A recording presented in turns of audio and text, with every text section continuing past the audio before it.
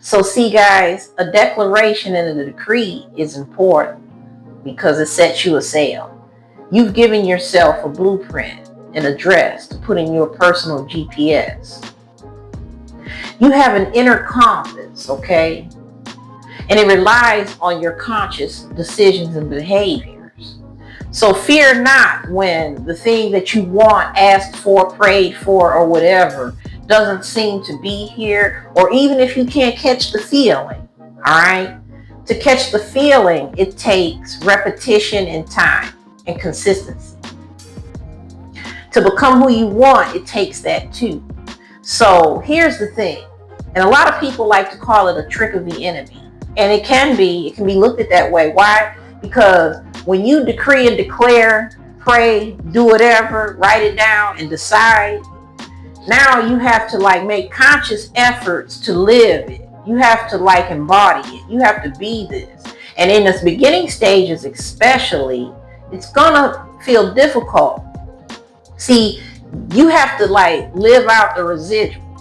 Think about it this way. You spent X amount of time, years, months, whatever, living and thinking and being a certain way, right?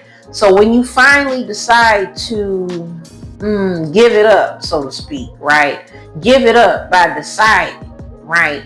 And you're sure of it. Overnight, you'll get a change that can't be seen with your senses. Somewhere in the universe is working out.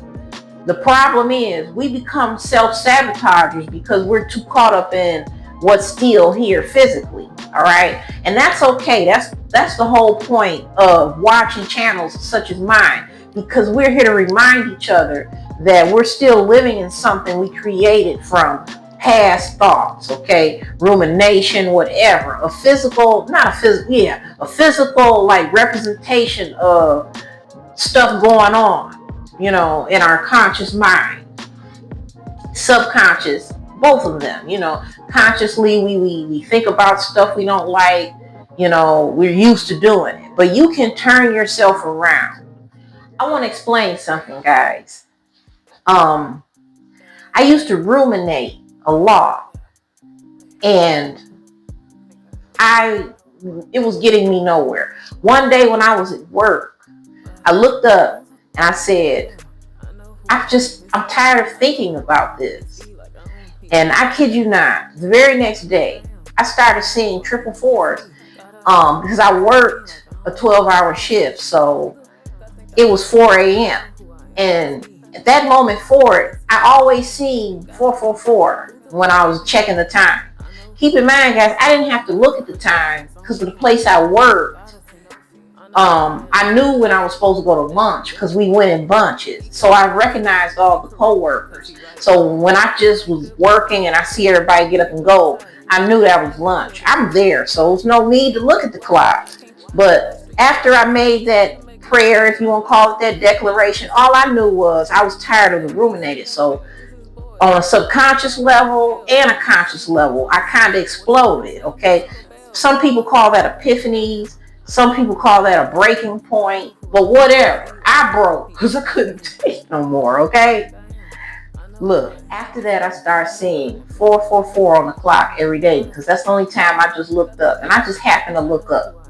And that was the only time. It was always at 4:44 a.m., never 4:44 p.m. because I got to work in the afternoon and I had to work to the next morning till I got off. It was 6 a.m. something like that. It was a 12-hour shift. So nonetheless, after I did that day, I swear the very next day I started seeing those numbers, 444. It went on for about 3 months, and then after that I quit working there. But here's what I'm here to tell you, because you guys are spiritual and intelligent. No matter what religion you are, either you understand energetic flow or you don't. And because you are here, you do. So when you reach out, you get an answer. Now, life won't always go how you want, but it's still going to go how you want. All right? What that means is asking, you will receive. Okay? Knocking, the door shall be open. And it will open. But you can't lose faith in it. See, the universe will work around you. And we sabotage ourselves because we still living in physical environments that we created And we say to ourselves, well, why this ain't working yet? It's working, but you are thinking too much about what you don't like. The very things that you are trying to change are keeping you from changing it because you're focusing on its energy. We are self-sabotagers, okay?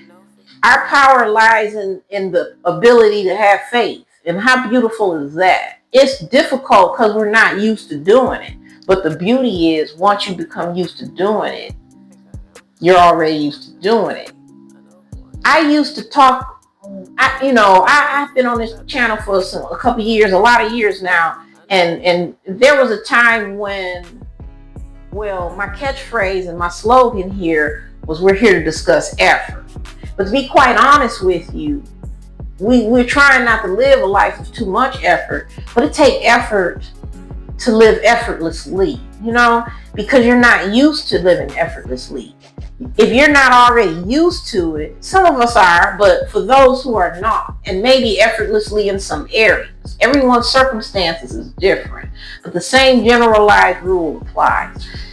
Listen, and I don't care if you're trying to lose weight or whatever you're trying to do. You got it. The beginning stage will always feel hard. You will feel doubtful, but that is a trick. It ain't even a trick. I can't even say it's a trick. We trick ourselves. It is a normal part of the energetic flow, because you can't expect it to just physically look different because it's so used to the momentum that has been built from before. But the minute you decide to turn that momentum around, it does. And then when your outside world begins to change, stay with it. Don't give up, because I don't care how much time passes, something can show up that'll make you feel doubtful. But you have to talk to yourself. You know what you gotta say? You know what? It worked out before. This is just another one of those illusions. Let me just count on my fingers how many things have worked out since. Now try that. All right?